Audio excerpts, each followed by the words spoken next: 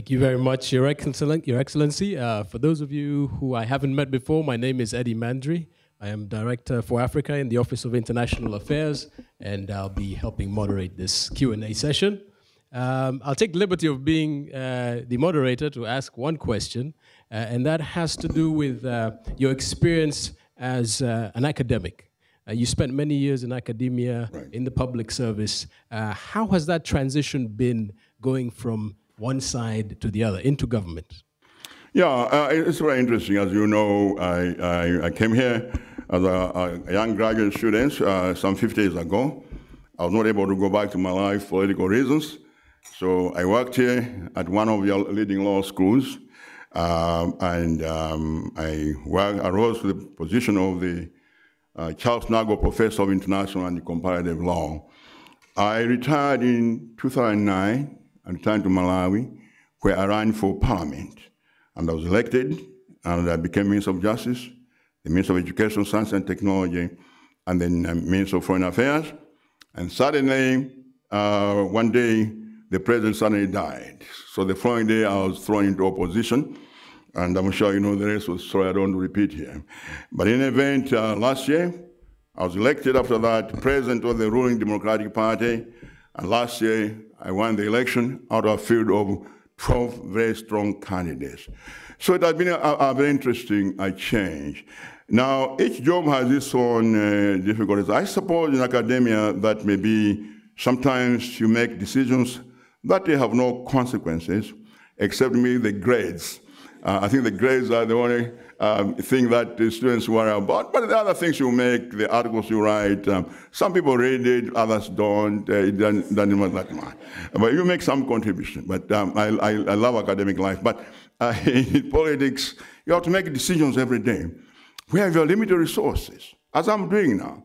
We had a situation 2 years ago when the preceding government decided to set up a scheme whereby all the money, over 300 million, I think it was, from the Treasury, was stolen, siphoned off. Because of that, the donors left completely. And when I took over power, the donors were providing 40% of recurrent budget support. When I took over power, I had to find somewhere the 40%. Where do you get it from? It's not easy. So we had to do a lot of things. I had to reduce the size of the cabinet from 25 to 18. And that was not easy, 18 ministries. And I had to reduce the number from like 40-something to 18 ministers. Obviously, some of my colleagues who expected to be in the cabinet could not be in the cabinet. So automatically, that's a very difficult position for me. It's very difficult indeed. But we have tried. But to answer your question, it's not different because in most cases, in all these cases, it's a question of choices. Maybe the choices are more challenging, maybe have more impact in government than maybe in academia. But every day is a question of choices. What to do, what direction to take, whether in domestic or foreign policy.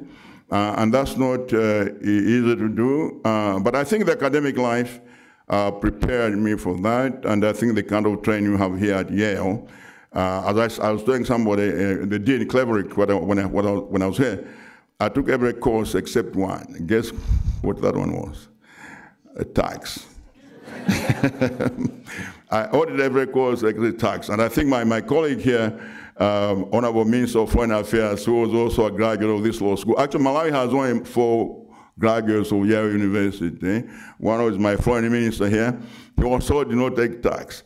So I think that's, but other than that, I took every course and enjoyed it. But all that prepared me. Now I regret I should have taken tax, because now as a president, I need taxes.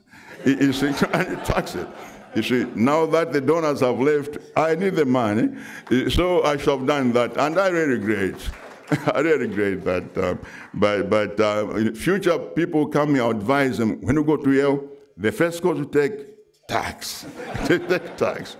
So much for that. Thank you. So we'd like to open it up to Q&A. Please raise your hand. We'll bring the microphones to you. I think we have an extra mic.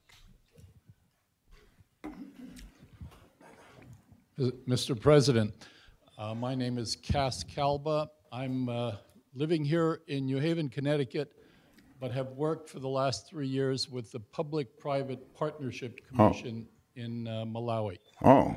And so my question is, from your perspective, what do you think the role of public-private partnerships might be going forward, and the role of multilateral institutions that are often supporting these projects?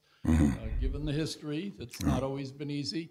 What is the most positive role going forward for cooperation with multilateral institutions and the PPPs? Yeah. Specifically? Wonderful question. Where in Malawi were you working? Well, my visits have been mainly to Blantyre and to Lilongwe. Okay. I did make it out to a retreat session we had on Lake Malawi. Oh. But it was a time of year where there were a lot of clouds and a lot of waves. So Yes. I didn't get to see any of the 4,000 fish Yes. under the water. Yeah, those were exciting times.